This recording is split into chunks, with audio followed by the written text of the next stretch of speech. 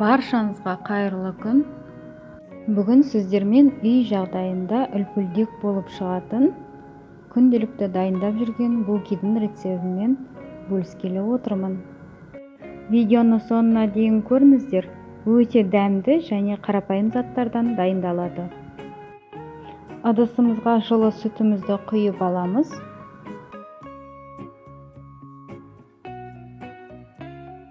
Сүтімізге қантымызды және жұмыртқаның ағын қосатын боламыз, ал сарысын алып қойыңыздар. Булкиларымыздың бетіне жағуға қажет болады. Және оның үстіне сұйық майымызды құйып, ашытқымызды саламыз.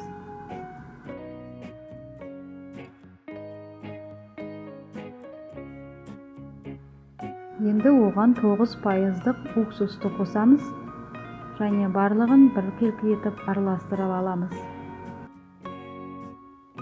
Сұйық массамызға ұнымызды қосып, қолымызбен жұмсақ қамыр илейміз. Күнделікті шайға дайындауға өте керемет булкилар. Сіздерді дайындап көріңіздер. Құрамы да өте қарапайым және жасалу жолына да көп уақытымыз кетпейді.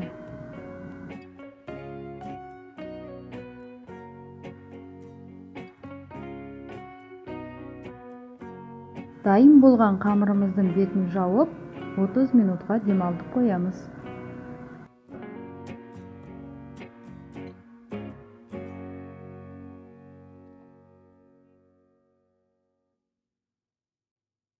Отыз минут өткеннен соң, осындай болып қамырымыз 2 есеге өседі. Енді оны алып, бірнеше бөліктерге бөліп, видеодағыдай булкиді дайындайтын боламыз.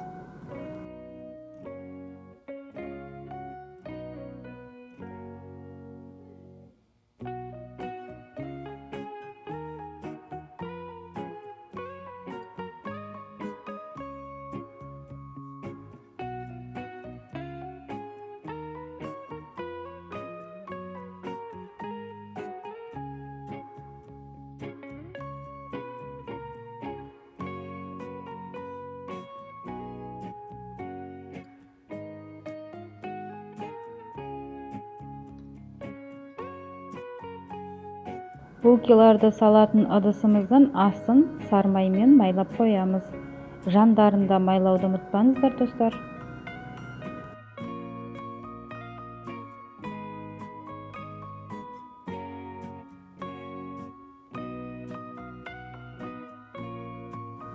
Кесіп дайындап қойған булкиларымызды бір-бірден алып, домалақтаймыз және арасына шоколад салдым мен. Достар, сіздер өздеріңіздің қалауларыңызды салсаңыздар болады.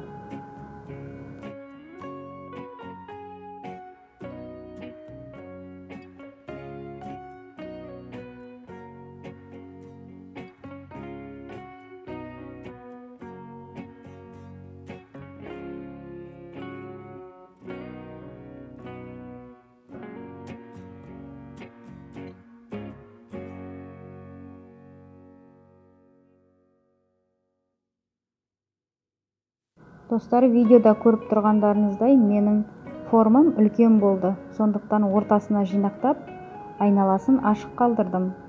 Сіздер де солай етсеңіздер болады. Және оның үстіне жұмыртқаның сарысымен баған алып қалған. Оның үстіне бір қасық сүтті қосып, бетіне жағып шығамыз. Және оны 10 минутқа тағы да бетін жауып қойып қоямыз.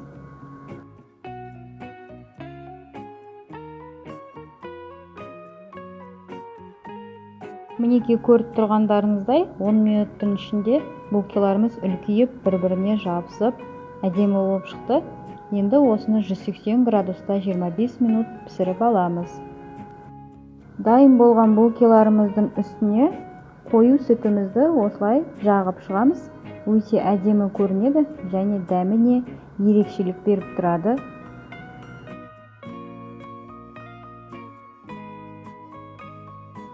Өздеріңізге ыңғайлы ыдысқа салып, қонақтарыңызға, балаларыңызға ұсынсаңыздар болады. Өте жұмсақ болып піседі, достар. Ас болсын баршаңызға.